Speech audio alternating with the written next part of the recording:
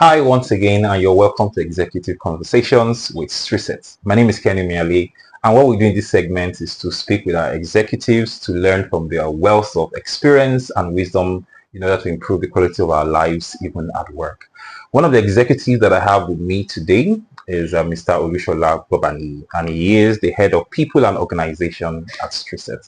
Here is going to be telling us all that we need to understand about recruitment, talent, and that sphere that he really dominates in.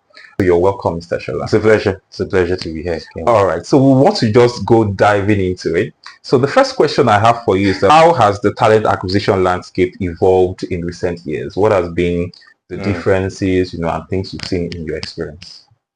Thank you for having me, Kendi. So for TA, which is talent acquisition, that sphere has changed significantly over the course of time for several reasons. Because of the advancement in technology, we no longer used to do things the way we used to do them. There's AI that everybody is talking about now. Quite a number of things, and I can give you a few examples. So for instance, back in the day, experience wasn't something that was significant, but in this age and time, it is very important that applicants who come through our organization have that pleasant experience, even if eventually they don't get to pick the jobs. At least you give them some form of experience that is pleasant, that makes them feel valued, even like I said, even if at the end of the day they don't get selected. Also, when you talk about technology, things like applicant tracking systems are now in place. Software that use algorithms for CV passing, we call them passers. They are now in place. And then you talk about job boards. Several job boards these days, LinkedIn, other social network platforms that allow that.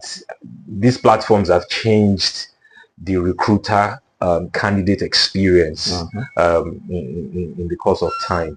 So there's also analytics, whereby these days you use metrics to determine the quality of hire that we can get out there, quality of hire, and even internally we use metrics such as time to hire, the time in which we're able to place candidates as fast as possible, depending on when the hiring manager wants them on board. There's also the shift towards remote work, because it's important that we allow our employees to have work-life balance. So there are different models these days that are flexible, that allow employees to work from home. They want to come to the office on site. So, for instance, here we operate a hybrid model that allows our staff to come in, and there are days we have to work from home. Yes. So all of these things are things that we didn't used to have before now, and the landscape has changed. And for how we have stayed relevant and competitive, I think I will say that we have continued to learn. We don't stop learning. We continue to learn, we continue to grow, and we continue to embrace technology, because without technology you'll be left behind. So as much as possible, we try to know the latest trends out there. Several platforms where we're exposed to some of these latest technological advancements in the industry. And also what we do is that we continue to upskill and also reskill our people, which is very important, because whatever you have, whatever system you have, you need people to drive them. So as much as possible, we still try to ensure that learning and development of in that aspect, which is L&D, is something that we pay close attention to ensure that our employees are on top of their game. All right, thank you very much for that. I'll just jump off from what you mentioned about employees learning and improving and upskilling themselves. What would you say in the next, looking at the past, the present, and what the future holds for the people in the workplace? What are some of the critical skills that you feel that employees need to have in order to stay relevant in the next 5 years?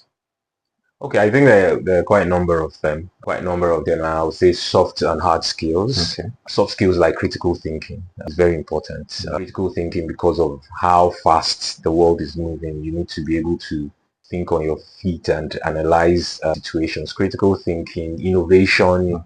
You have to be innovative in the world that is upon us right now, because I say that AI is not for the future. AI is here. It's now. Yeah. Yes, it's now. So innovation, emotional intelligence, these are some soft skills. And when it comes to hard skills, IT generally, automation, knowing, of course, how to understand analytics, using metrics to be able to make informed decisions.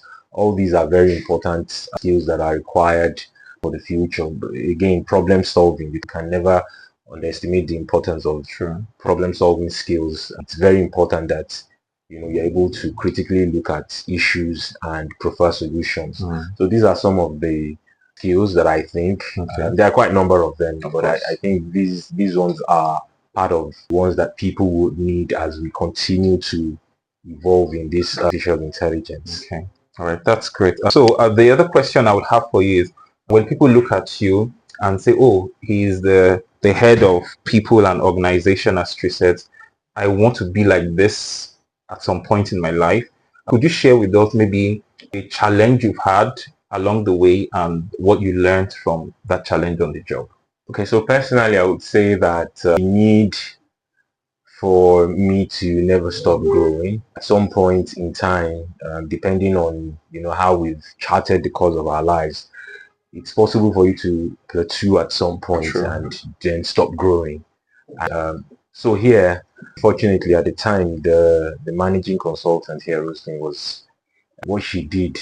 I don't know if it was intentional, but what she did was she kept on throwing things at me, and I don't mean it in a negative way, throwing things at me to help me develop, throwing tasks and giving me the room to take ownership of certain briefs. We call them briefs. Those are clients' requests, allowing me to, you know what, I want you to test the waters, and I want you to drive this on your own. Whatever resources you need, we will provide as an organization. But for you as a person, you need to develop, and for you to develop, you have to be able to launch out, use my initiatives to be able to drive some of these projects, and obviously, report back to her. But that way, it helped me to learn. It helped me to learn and to grow, because it's possible that when there are growth opportunities in front of us, we see them as, this is a lot, this is too much, I can't take this, I don't want this. But now, looking at hindsight, I look at them and I see them as platforms that have allowed me to come this far. So I think for people, what I would say is, when those times come that you have a lot on your plate, I understand how important it is these days to have work-life balance, which is good. But at the same time, when these things come, we should take them as opportunities to learn and to grow and to explore further. So I think that helped me along my career here, and here I am today. I can say that looking back now, those opportunities, those in quotes, those challenging times were supposed to make me better, and here I am. Thankfully, that I took advantage of them. Oh, great. That's great. So what advice would you give to someone who is in that human resources space and hoping to improve, and how they can enhance themselves and become better? I would say, first off, which is another thing I think I should have mentioned, is that you have to be part of a professional network. I belong to the CIPN. I'm also a certified talent management professional with Talent Management Institute. So it's important that you're part of some of these bodies, professional bodies, because from time to time they give you opportunities to come together, to rub minds, to brainstorm on issues in the society, in your sector. So I think that's very important, that whoever wants to grow as a human resource professional should first off be part of a professional group, where from time to time, as they say, iron sharpens iron. So I think that's very important. Number two is the right attitude. It's important that we're also, if you really want to come far, you need to have the right attitude, positive attitude towards life and people. Yeah, because you just never can tell. You have to be open-minded, to learning, and you can learn from just about anybody. It doesn't have to be people at the top rung of the ladder. It can be anyone, especially in the office space. And it's important that you also know your onions.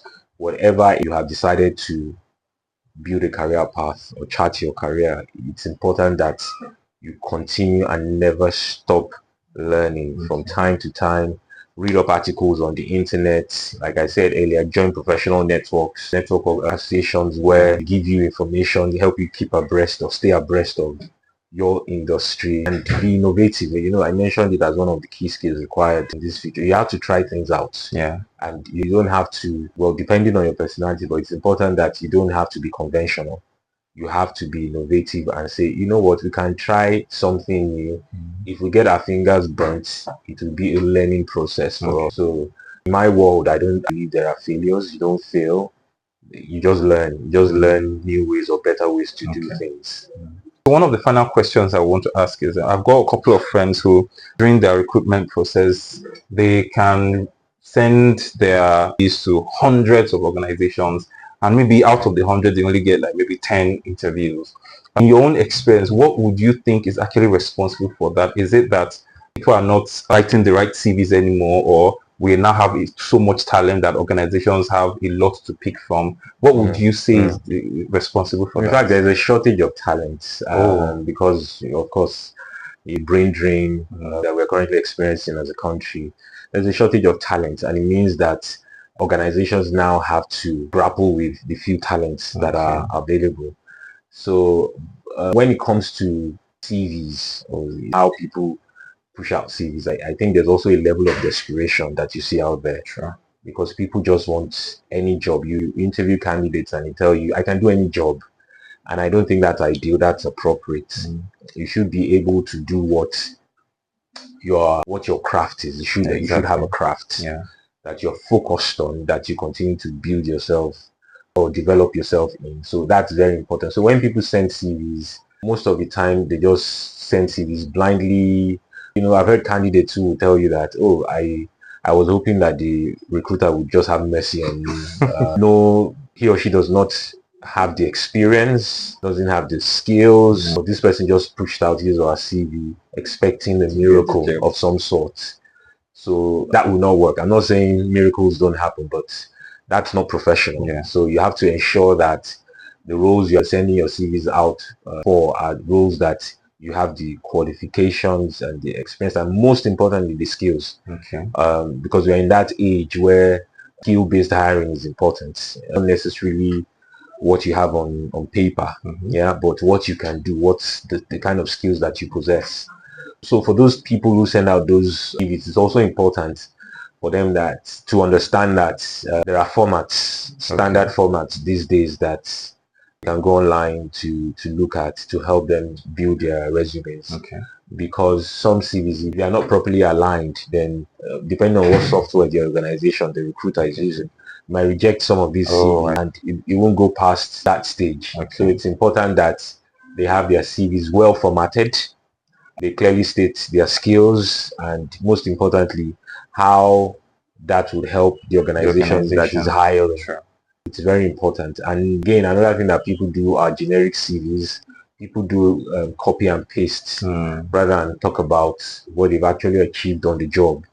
So they just copy a friend's CV, the template, and at times all these things don't work. So it's important that when you're sending out your CV, you're sending it out for the right reasons, the right organization, the right job, most importantly, and you have the skills, to be able to deliver on that job you hired.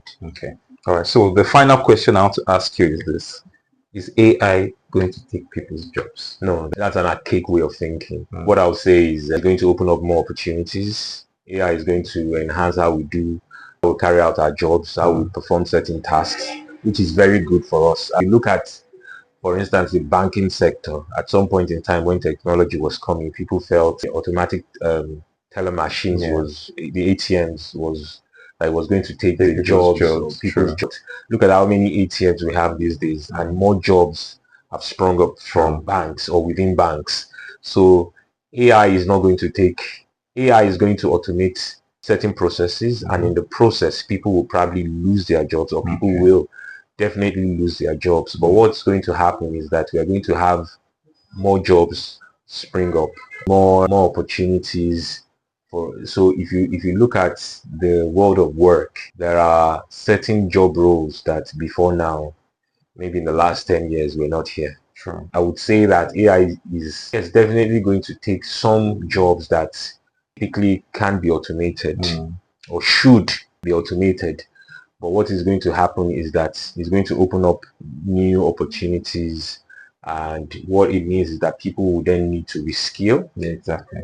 People would need to reskill to be able to handle some of these opportunities are not going to be ones that will fall from the sky. There are things that we already do, but maybe it's now a case of thinking differently of how to do them, fresher ways, new ideas as to how to handle certain responsibilities or tasks within the organization. So I think AI is a plus. It's here to stay because it's here already. And you can see how it helps us. I don't know, depending on what you use at the moment, but many ways it has helped our business. For instance, if you look at some applicant tracking systems with AI integration, it makes the process more seamless. Exactly. Yes, and these days you can even automate some interview questions. So it's bringing simplicity to our lives, whilst at the same time it's allowing us to think outside of the box to create and grab new opportunities that are springing up.